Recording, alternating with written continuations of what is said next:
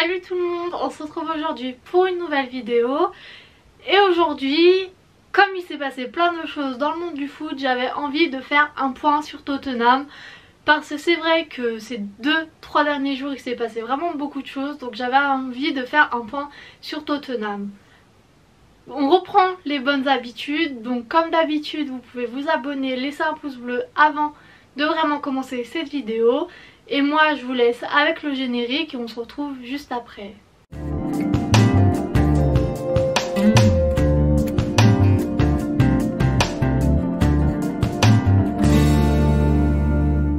Alors oui, ces 3 derniers jours, depuis dimanche soir, il s'est passé beaucoup de choses dans le monde du foot et à Tottenham en particulier. Et je pense que je vais d'abord commencer avec le licenciement de José Mourinho et son remplacement par Ryan Mason.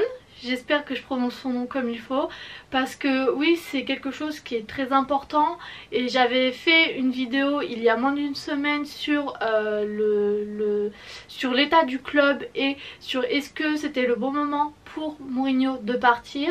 Et oui, on peut parler du timing, on est à moins d'une semaine maintenant de la finale de Carabao Cup et moi personnellement je pense que c'était le bon moment.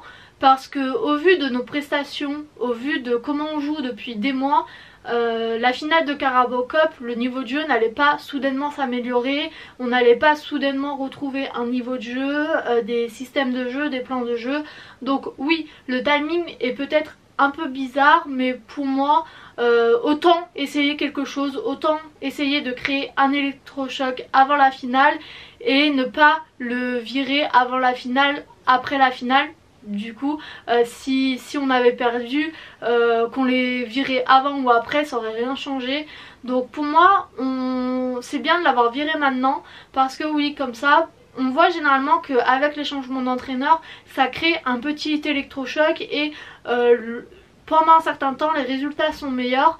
Donc oui, pour moi c'était le bon moment. Comme ça on va arriver avec une nouvelle dynamique à la finale de Carabao Cup. Et oui, pour moi, qu'est-ce qu'on aurait fait? On l'aurait viré après la finale si on perdait. Au final ça revient au même que de le virer maintenant. Dans tous les cas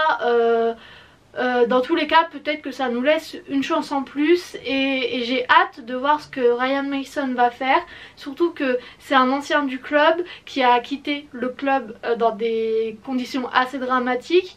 Puisque pour ceux qui ne le savent pas, Ryan Mason a été victime d'un traumatisme crânien et a dû arrêter sa carrière à 26 ans, autour de cet âge-là. Et donc oui, je suis assez contente d'avoir un intérimaire qui est assuré par un ancien du club.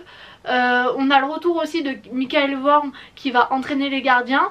J'avoue que ça fait un peu bizarre comme ça parce que Michael Worm il a longtemps travaillé avec Hugo Lloris. Donc je pense que même eux ça va leur faire bizarre de se retrouver entraînés par un ancien de leurs collègues.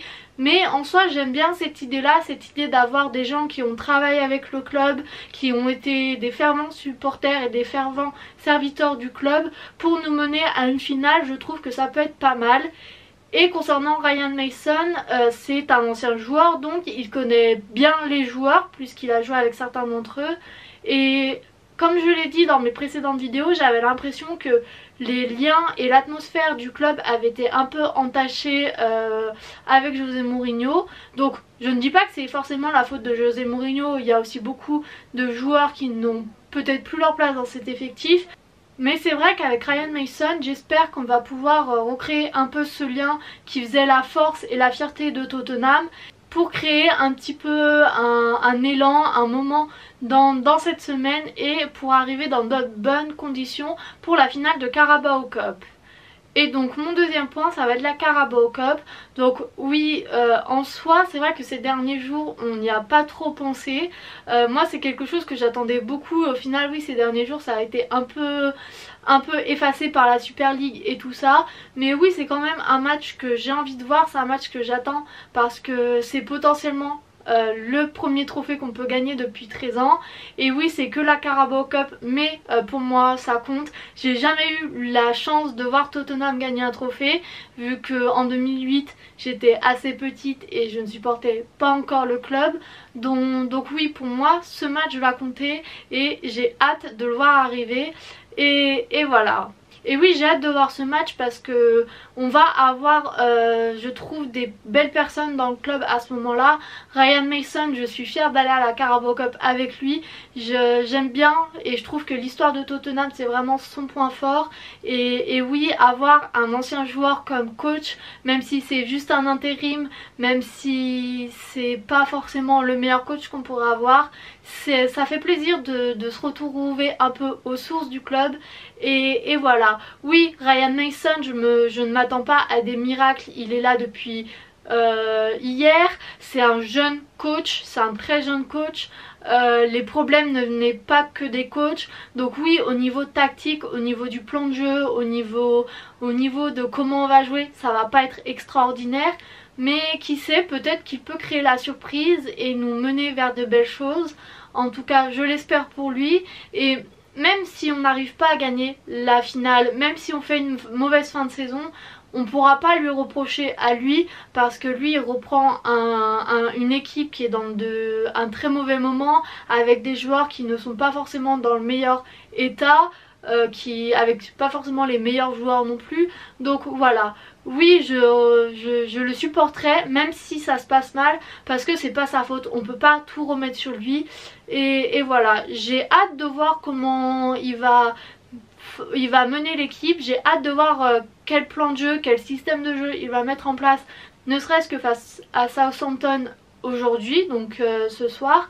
Et oui, voilà, j'ai hâte de voir ce qu'il va faire et je pense que ça peut être pas mal pour recréer du lien entre les joueurs. Et maintenant, le dernier point de cette vidéo, ça va être la Super League. Donc j'en ai déjà parlé dans ma précédente vidéo. La Super League, je suis contre, je pense comme à peu près pas mal de gens. Et oui, voir que Tottenham a accepté de faire partie de cette Super League, ça m'a fait mal. En tant que supportrice, ce qui m'a fait aimer Tottenham, c'est aussi son côté assez proche des supporters, assez proche des communautés locales, de son histoire, voilà, de tout ça. Et oui, la Super League, je me suis sentie un peu trahie parce que je consacre beaucoup de temps au club et voilà. Et oui, c'est vrai que je me suis un peu sentie mal quand cette annonce a été faite.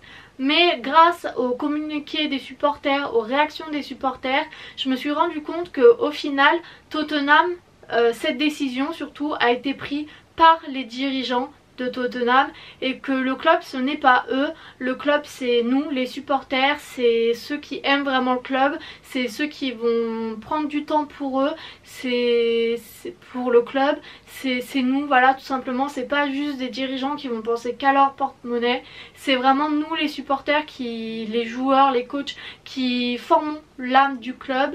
Et j'essaye de me dire que tant que nous on est là, on pourra toujours revenir en arrière et voilà, je l'espère. Après c'est comme ça que j'essaye de voir les choses pour me reconforter un petit peu et voilà, j'espère que les supporters sauront réagir assez fort pour qu'on puisse faire machine arrière. Au moment où je tourne cette vidéo, il y a déjà des rumeurs concernant certains clubs de première ligue, dont Tottenham, qui aimerait faire marche arrière, donc à voir où le projet ira. Mais voilà, j'essaye de me dire que Tottenham n'est pas représenté par les dirigeants, que ceux qui représentent le mieux le club c'est les supporters et voilà.